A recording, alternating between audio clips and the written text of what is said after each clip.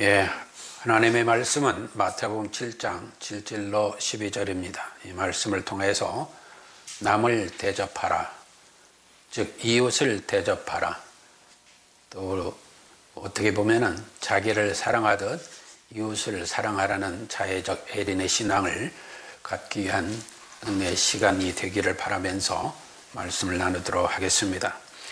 본문은 구하라, 찾으라, 두드리라, 그리하면 너희가 열릴 것이요 얻을 것이요 너희 소원이 다 이루어질 것이다 라는 말씀으로 집약되고 있습니다.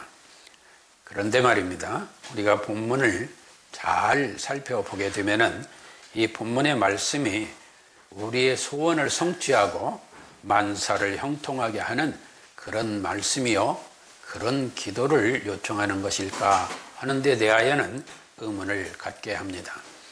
왜 그러느냐 하면은 본문이 기도자의 소원을 충족시키려 하는 응답 중심의 말씀만은 아니라는 것입니다.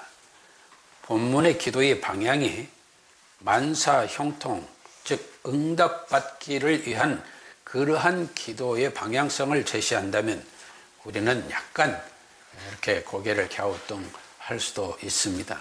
그러면은 기도는 만사 형통이 아니냐? 아닙니다. 기도는 또한 만사 형통이기도 합니다.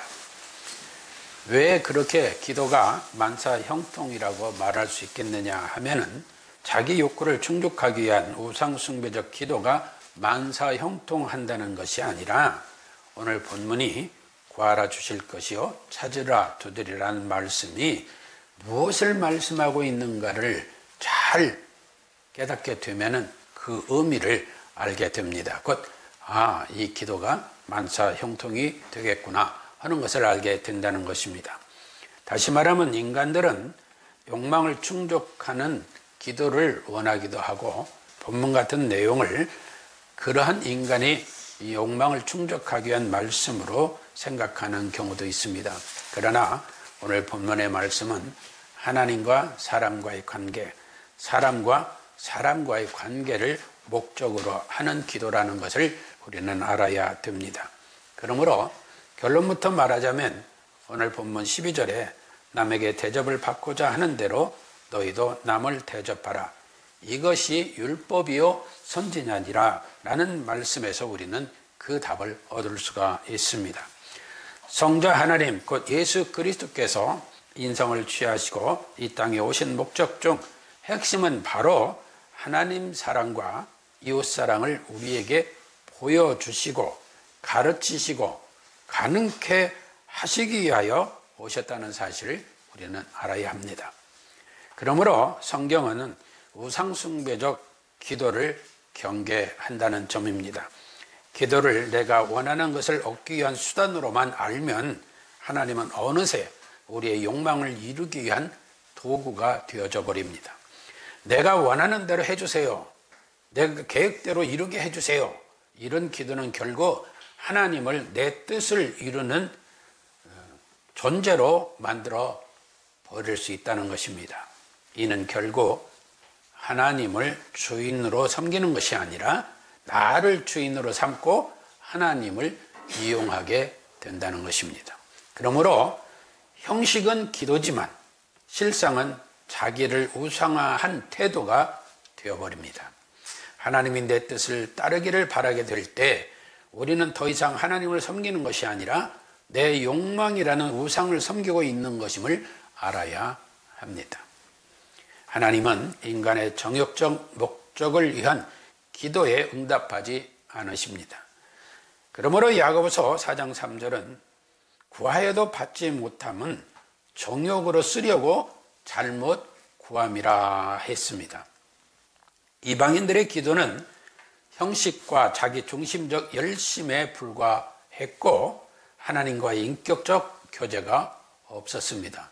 그러므로 예수님께서는 마태복음 6장 7절로 8절에서 이방인과 같이 중언부언하지 말라. 이방인과 같이 중언부언하지 말라. 너희의 아버지는 너희가 구하기 전에 너희에게 있어야 할 것을 아시느니라 라고 말씀하시기도 했습니다. 그러므로 기도는 예수님의 성육신 하신 목적을 알고 해야 합니다. 예수님이 왜 오셨지? 이것도 모르고 그냥 자기의 욕망의 기도만 해서는 안 된다는 것입니다. 성자 하나님의 성육신은 우리에게 사랑의 극치를 보여주셨습니다. 예수 그리스도가 무엇하러 오셨어요? 예수 그리스도가 왜 오셨지? 고난, 우리가 흔히 말하는 죽으러 오셨어요. 무엇에? 십자가에. 그러니까 예수님은 십자가에 고난 받으러 오셨어요. 누구를 위해요? 우리를 위해서. 선택받은 하나님의 자녀들을 위해서 십자가에 고난을 당하러 오신 분이 예수 그리스도예요. 그걸 우리가 성육신이라고 하는 거예요. 성자 하나님이 인성을 입고 오신 것은 단순히 구원의 기계적인 수단이 아니라 하나님의 어떤 분이신가를 삶으로 보여주시기 위함입니다. 우리는 흔히 말하죠. 하나님은 사랑이시라. 그 하나님을 보여주시기 위하여 오셨어요. 요한복음 1장 14절엔 말씀이 육신이 되어 우리 가운데 거하시매라는 말씀은 예수 그리스도가 하나님의 사랑으로 구체화되었음을 명확히 보여줍니다. 마태복음 20장 28절은 인자가 온 것은 섬김을 받으려 함이 아니라 도리어 섬기려 하고 자기의 목숨을 많은 사람의 대속물로 주려 함이니라 하셨습니다.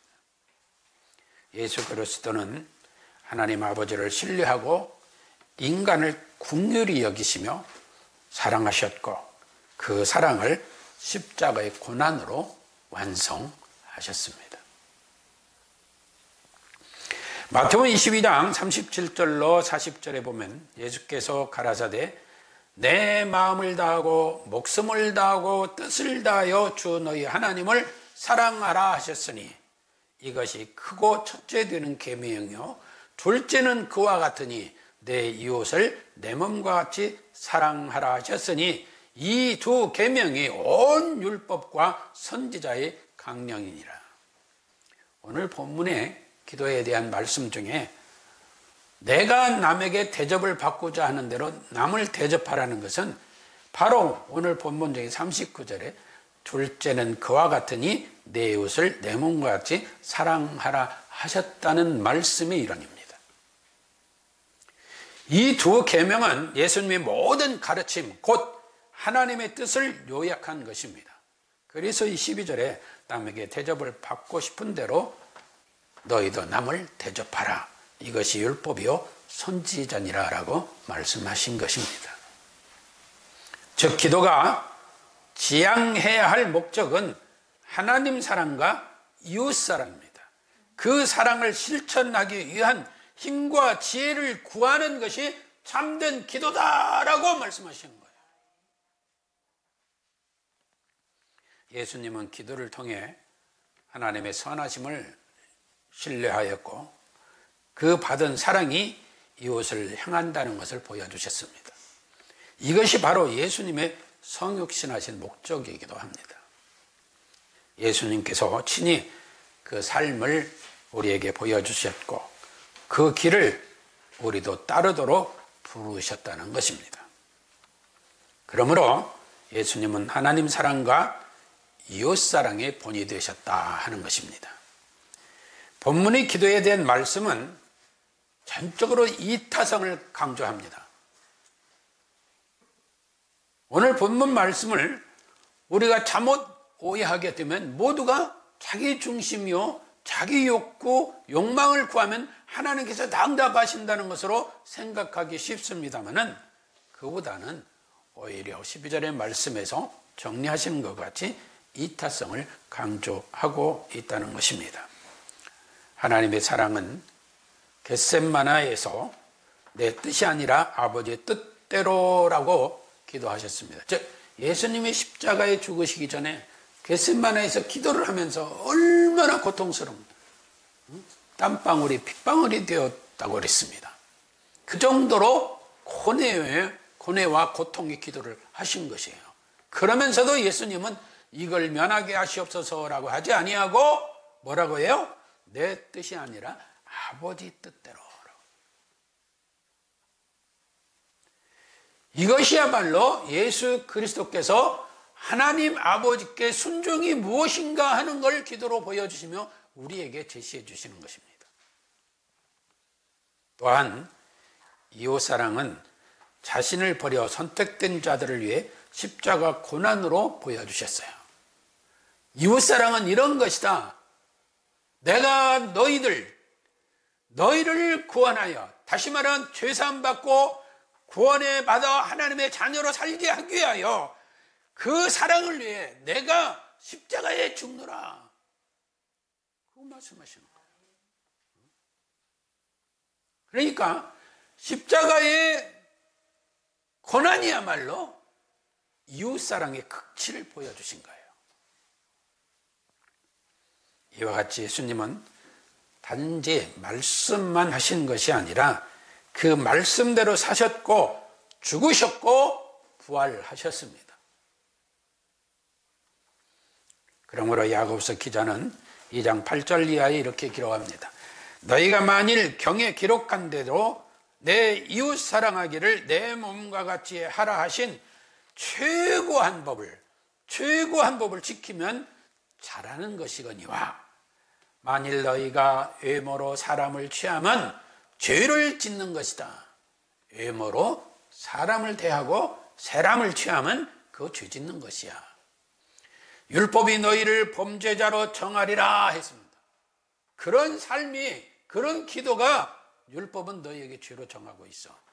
그러므로 누구든지 온 율법을 지키다가 그 하나에 거치면 모두 범한 자가 되나니 간음하지 말라 하신 이가 또한 살인하지 말라 하셨은즉 내가 비록 간음하지 아니하여도 살인하면 율법을 범한 자가 됐느니라. 그러면서 12절에 너희는 자유의 율법대로 심판받을 자처럼 말도 하고 행하기도 하라. 그러면서 공의를 행하지 아니하는 자에게는 공의 없는 심판이 있으리라. 공의는 심판을 이기고 자랑하느니라. 그러니 뭐예요? 너희는 최고한 법, 이웃을 향한 공의를 행하는 삶을 살라 이 말이에요.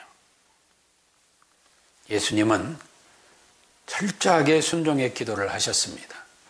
그 기도의 결과는 언제나 이웃을 향한 헌신과 사랑으로 나타나셨습니다. 예수님께서는 광야에서 기도하신 후에 병든 자를 고쳐주셨고 밤새 기도하신 후에 제자들을 부르셨습니다. 이와 같이 기도는 하나님을 움직이는 것이 아니라 내가 하나님의 뜻 안으로 움직여 들어가는 것이 기도라는 거예요. 다시 말하면 하나님의 품 안으로, 하나님의 뜻 안으로, 하나님의 원하시는 안으로 들어가 그 뜻을 구하는 것이 바로 올바른 기도다라는 것입니다. 기도는 이와 같이 예수 그리스도께서 순종하신 것 같이 우리도 그 순종 안에서 예수님이 인류를 위하여 십자가를 지시고 또 그 고난 속에서도 하나님에게 끝까지 견디며 이기며 하나님의 영광을 드러내신 것 같이 오늘날 우리에게도 그러한 요청을 하고 계신다는 사실을 잊지 않아야 될 줄로 압니다. 그런데 이러한 것들을 우리가 실현할 수 있겠느냐?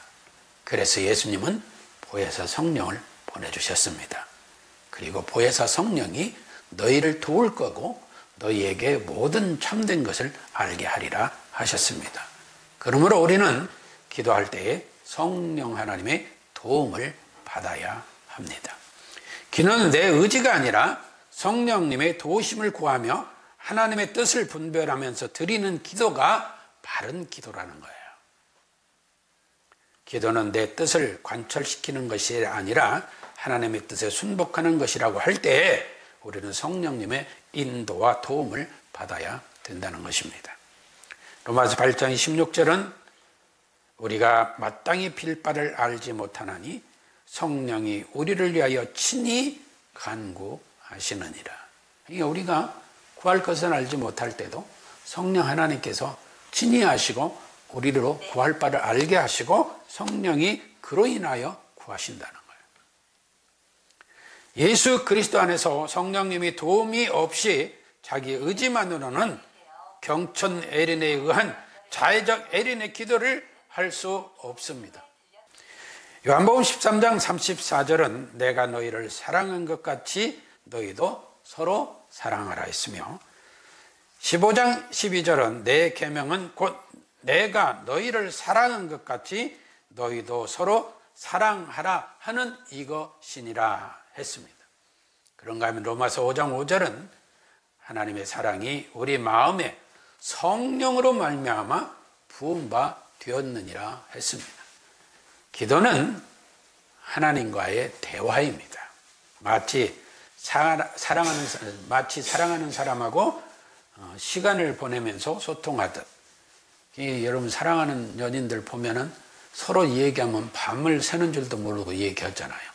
추운데 연애 때 보면 추운 그 호숫가에도 앉아가지고 옷은 어떻게 이렇게 얇게 앉아가지고 추운 줄도 모르고 그렇게 친하게 대화를 해요. 우리가 하나님께 기도하는 것은 그 이상이라는 거예요. 그러니까 우리가 표현할 수 있는 것이 그렇게밖에 할 수 없으니까 사랑하는 사람과 소통하면서 시간을 보내는 그런 것 같은 것이 하나님께 드리는 기도라는 거예요. 그러므로 기도는 하나님과 인간적 관계를 맺고 하나님과 깊어지는 수단이기도 하다는 것입니다.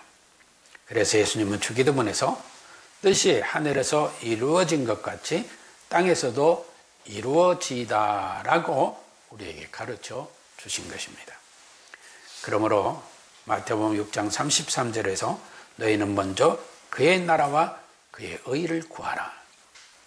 본문은 우리에게 남에게 대접을 받고 싶은 대로 남을 대접하라 라는 기도의 말씀을 주십니다. 사도 바울은 갈라디아서 5장 13절로 14절에서 형제들아 너희가 자유를 위하여 부르심을 입었으나 그러나 그 자유로 육체의 기회를 삼지 말고, 다시 말하면 그 자유를 너희 육체의 기회로 삼지 말고 오직 사랑으로 서로 종로로 타라. 이 말은 서로 종로를 하라는 것은 서로 섬기며 서로 사랑하라는 거예요. 온 율법은 내 이웃 사랑하기를 내 몸과 같이 하라 하신 말씀에 다 이루었다라고 합니다. 기도는 욕망을 채우기 위한 것이 아니라 예수님처럼 살기 위한 기도가 되어져야 됩니다. 그러므로 우리는 기도의 목적을 새롭게 해야 합니다. 기도는 하나님을 신뢰하는 자리입니다. 그리고 기도는 예수님의 사랑을 배우는 자리이기도 합니다. 또한 이웃을 위한 삶으로 열매 맺는 자리이기도 합니다. 성육신하신 예수 그리스도의 삶을 우리가 따른다면은 그 예수 그리스도의 삶이 나의 삶의 전부가 되도록 하는 것이 기도입니다. 그러므로 성자 하나님의 성육신, 십자가의 대속하심, 부활의 은혜를 따라서 남에게 대접을 받고자 하는 대로 남을 대접하라는 예수님의 말씀을 새기고 이웃사랑을 실천하는 삶의 기도를 하는 우리들이 되어져야 될 줄로 믿습니다.